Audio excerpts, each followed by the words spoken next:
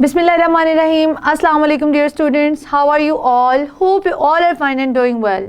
Today we are going to start another chapter which is homeostasis. आज की class में हम एक नया चैप्टर स्टार्ट करने जा रहे हैं जो कि होम्योस्टेसिस है। अब होम्योस्टेसिस होता क्या है? फर्स्ट ऑफ ऑल हम इसके इंट्रोडक्शन पे जाएंगे, इसको डिफ़ाइन करेंगे और ये जानेंगे व्हाट इज़ होम्योस्टेसिस। तो आपने इस चीज़ को समझने की कोशिश करनी है, फिर हम इसकी एक्सप्लेनेशन में जाएंगे। Homeostasis, first of all we will define it.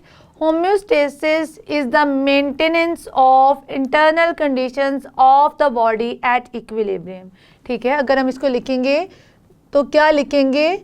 Maintenance of internal conditions of the body at equilibrium despite the changes in external environment. तो होम्योस्टेसिस क्या होता है? Maintenance of internal conditions of the body at equilibrium despite the changes in the external environment.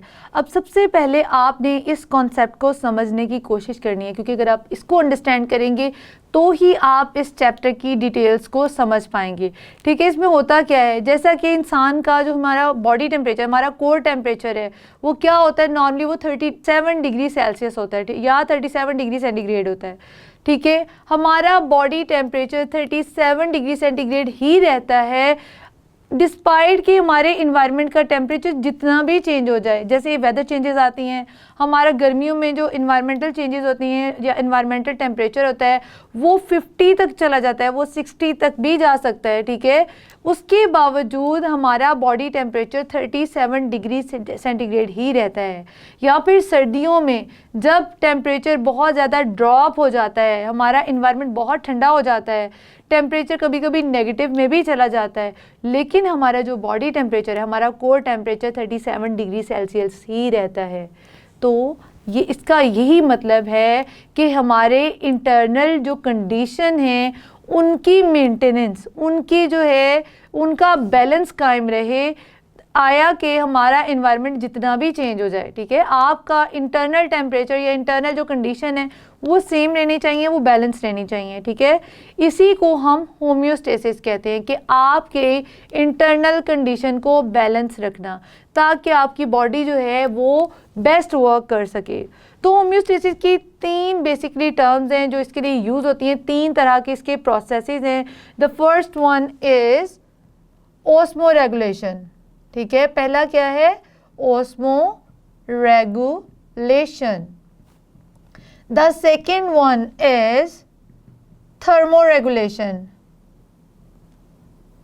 ठीक है जी, thermo regulation. इन words के जो meaning है, अगर आप उनको अंडरस्टैंड करने की कोशिश करेंगे तो आप इन टर्म्स को बड़े अच्छे तरीके से समझ जाएंगे।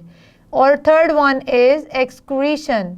ठीक है जी, These are the 3 processes of homeostasis। तो सबसे पहले बात करते हैं ऑस्मो रेगुलेशन की।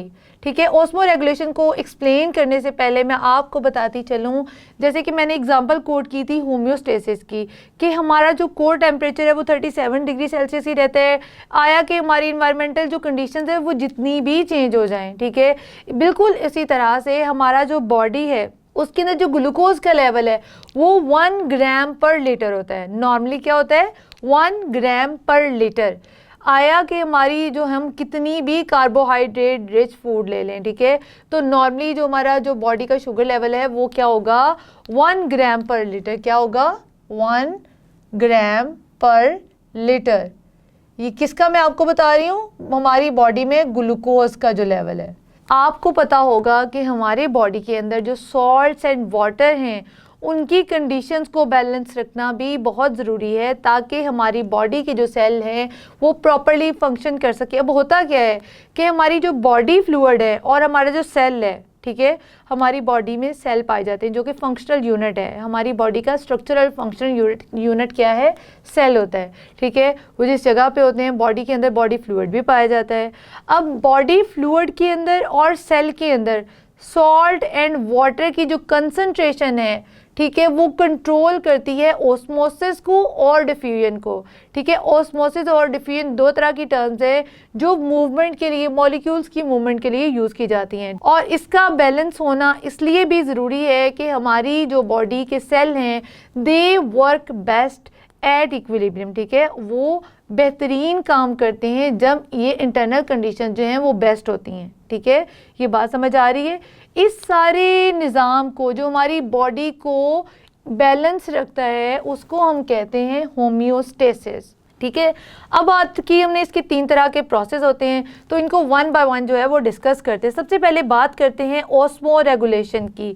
Osmo means salt and water. ठीक है, ऑस्मो का क्या मतलब होता है? Salt and water. Regulation mean regulate करना। ठीक है, osmoregulation mean to maintain the concentration of salt and water in the body is called osmoregulation। ठीक है, इसको हम कहते हैं osmoregulation। osmoregulation जो होती है वो बहुत इंपॉर्टेंट होती है हमारी बॉडी के फंक्शंस के लिए। जैसे अभी मैंने आपको कॉन्सेप्ट समझाया था, किस चीज़ का कॉन्सेप्ट समझाया था? सॉल्ट एंड वाटर वाला, कि हमारे बॉडी फ्लूइड में और हमारे सेल के अंदर सॉल्ट और वाटर जो होते हैं वो ऑस्मोसिस को और डिफ्यूजन के प्रोसेस को कंट्रोल करते हैं, और हमारी बॉडी को, सेल को जो है वो बेस्ट फंक्शन करने के लिए वाटर एंड सॉल्ट की कंसंट्रेशन का बैलेंस होना between the cell and body fluid, किन दो चीज़ों के दरमियान इनकी कंसंट्रेशन को बैलेंस होना चाहिए? सेल एंड बॉडी फ्लूइड में, ताकि आपकी जो बॉडी सेल्स हैं वो अपना फंक्शन प्रॉपर कर सके।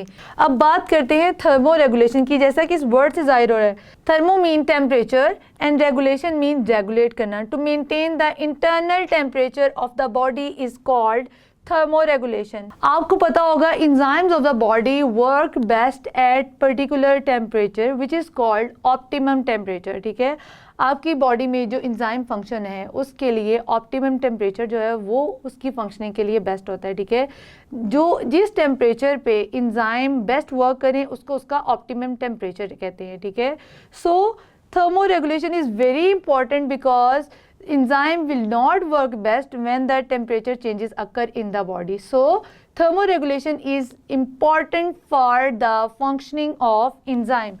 जैसे कि हमने कहा था कि ऑस्मो रेगुलेशन सेल की फंक्शनिंग के लिए ज़रूरी है, इसी तरह थर्मो रेगुलेशन एंजाइम फंक्शनिंग के लिए ज़रूरी है। अब आ जाते हैं थर्ड प्रोसेस में, एक्सक्रीशन क्या होता है? एक्सक्रीशन हमारी बॉडी में पैदा होने वाले जितना भी एक्स्ट्रा वेस्ट मटेरियल होता है उसको रिमूव करने का नाम है। ठीक है, एक्सक्रीशन की अगर डेफिनेशन पे आए, to remove the metabolic waste from the body is called excretion. आपको पता है कि मेटाबॉलिक वेस्ट कैसे प्रोड्यूस, जब मेटाबॉलिज्म का प्रोसेस होता है आपकी बॉडी में जितने भी वेस्ट मटेरियल प्रोड्यूस होते हैं उनका हमारी बॉडी से एलिमिनेट होना या हमारी बॉडी से बाहर निकलना बहुत ज़रूरी होता है ताकि आपकी बॉडी जो है वो प्रॉपरली फंक्शन कर सके। ठीक है, अब इन मेटाबॉलिक वेस्ट को हमारी बॉडी से जिस तरह से रिमूव किया जाता है उसको हम एक्सक्रीशन कहते हैं। उम्मीद करती हूँ आज का लेसन आपको समझ आया होगा। मज़ीद अंडरस्टैंडिंग के लिए अपनी बुक से रीडिंग कीजिए और इनकी डेफिनेशंस को अच्छे तरीके से मेमोराइज़ कीजिए, because they can be asked as objective question. ये आपसे ऑब्जेक्टिव क्वेश्चन में पूछी जा सकती हैं। ठीक है, मैं मिलूंगी अपनी नेक्स्ट क्लास में एक नए लेसन के साथ। तब तक के लिए अल्लाह हाफ़िज़।